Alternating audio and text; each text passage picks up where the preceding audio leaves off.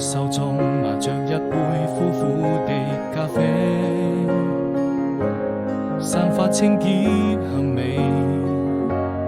我的心還在期待着誰，想問這個世界哪裏是最美？是否愛情都會讓人沉醉？第二天早晨，第一滴冰冷的雨水，送走快樂也帶來傷悲。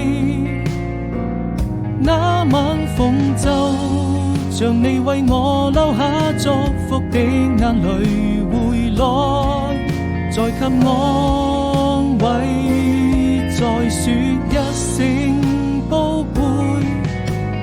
如果要分手，我也希望你好好過，我還能夠就這樣默默祝福你會快樂伴隨。